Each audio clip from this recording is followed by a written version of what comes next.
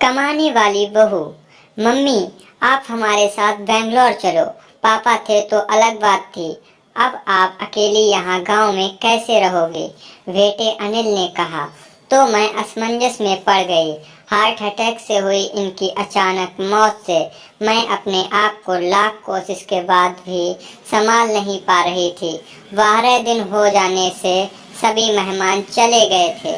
बेटा अनिल और बहू अनीता दोनों ही इंजीनियर हैं। मेरी सहेलियों ने मुझसे कहा कि बेटे बहू के पास रहने नहीं जाना, क्योंकि कमाने वाली बहू को बुजुर्ग सास बिल्कुल अच्छी नहीं लगेगी। उसकी आज़ादी में तुम्हारे जाने से खलल पड़ेगी। वो तुम्हें ताने मार मार कर तुम्हारा जीना हराम कर देगी। वैसे भी भाई साहब ने जीते जी ही पूरी संपत्ति बेटे के नाम कर दी थी। ऐसे में तो पूरी संभावना है कि बेटा बहू यहाँ का मकान बेचकर माल तो सब ले लेंगे और तुम्हें पाई पाई के लिए तरसा देंगे। लेकिन बेटे बहू के साथ जाना मेरी मजबूरी भी थी। 60 की उम्र में अपने घुटनों के दर्द के कारण मैं अपनी किराने की दुकान चलाने में असमर्थ थी। 12 दिन के कार्यक्रम का पूरा खर्चा बेटे ने ही किया, लेकिन छोटे मोटे खर्च के लिए बेटे के आगे हाथ फैलाना मुझे ठीक नहीं लगा। और जो थोड़े बहुत पैसे हमने जमा कर रखे थे वे खर्च हो गए। अब हालात ये थे कि मेरे पास 100 रुपए भी नहीं थे। असमंजस में मैं अनिल का कोई जवाब नहीं दे पाई। इतने में अनीता ने कहा, मम्मी जी बताइए कि कौन कौन सी साड़ियाँ रखनी हैं, मैं अपनी सूटकेस पैक कर देती हूँ। अनीता के ऐसा कहने पर मैं कुछ बोल नहीं पाई और चुपचाप इन लोगों के साथ बेंगलोर आ गई। अनिल और अनीता दोनों ही मेरा पूरा ख्याल रखते। सभी साथ ही में खाना खाते। अनीता मेरी पसंद के हिसाब से खाना बना देती। दोनों की यही कोशिश रहती कि मुझे इनकी याद न सताए, मैं खुश रहूं। 8 साल का पोता चीटू तो दादी माँ कहकर मेरे आगे पीछे घूमता रहता। मैं कोई भी चीज के लिए बोलती तो वो चीज मुझे बराबर लाकर दे देते। ये सब देखकर मेरे मन को बहुत शांति मिल रही थी। मैं सोचने लगी कि लोग बेवजह ही आजकल के बच्चों को बदनाम करते हैं। मॉल में घूमते घूमते अनिल और अनीता एक दुकान से कुछ खरीदारी करने लगे। मैं और चीटू थोड़ा आगे निकल गए। आइसक्रीम की दुकान पर चीटू ने कहा, दादी माँ मुझे आइसक्रीम खानी है। मेरे ऊपर तो मानो बिजली गिर गई, क्योंकि मेरे पास तो पैसे थे ही नहीं। इतने दिनों में पैसों की कोई ज़रूरत महसूस भी नहीं हुई थी। अब क्या करूं? मेरा उतरा हुआ चेहरा देखकर चीटू ने फिर कहा, दादी माँ प्लीज ले लीजिए ना। सॉरी बेटा, मैं अपना पर्स घर में ही भूल गई। मेरे ऐसा कहने पर चीटू ने मेरी तरफ कुछ अजीब नज़रों से देखा। उसे लगा कि आइसक्रीम ना दिलाना पड़े, इसलिए मैं बहाना मार रही हूँ। लेकिन मैं कर भी क्या सकती थी?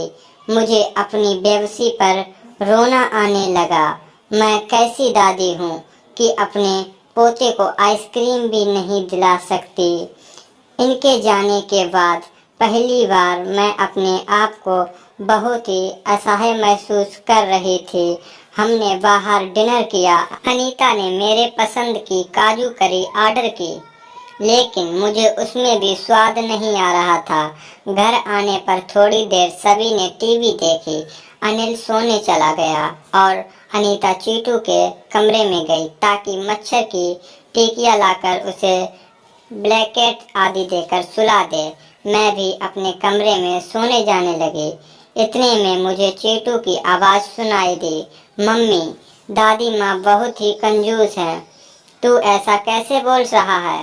हाँ मम्मी, आज मॉल में घूमते वक्त मैंने दादी माँ को आइसक्रीम दिलाने को कहा तो उन्होंने कहा कि वे अपना पर्स घर में ही भूल आई हैं। कितना अच्छा है ना मम्मी कि बाहर जाओ तो अपना पर्स ही साथ में ना ले जाओ तो कुछ खर्चा ही नहीं होगा। कंजूस दादी माँ, ये क्या है चिंटू?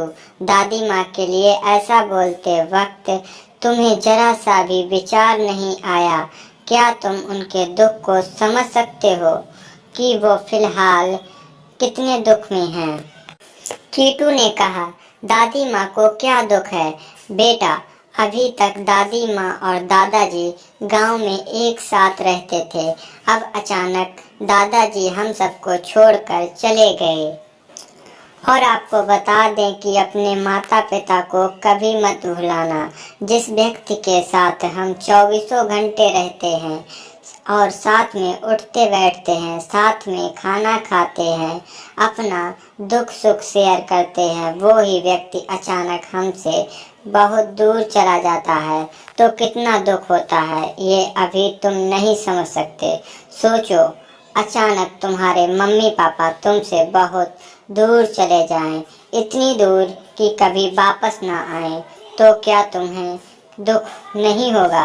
नहीं मम्मी, मैं आप लोगों के बिना नहीं रह सकता। बेटा, फिर सोचो, दादी माँ दादाजी के बिना कैसे रह रही होंगी? ऐसी स्थिति में यदि वो अपना पर्स घर में भूल गई तो तुमने उन्हें कंजूस तक कह दिया। तुम्हें तुम्हारे प्रति उनका प्यार नहीं दिखा। दोस्तों, अगर स्टोरी अच्छी लगी हो तो लाइक, सब्सक्राइब और कमेंट जरूर करें। Thank you.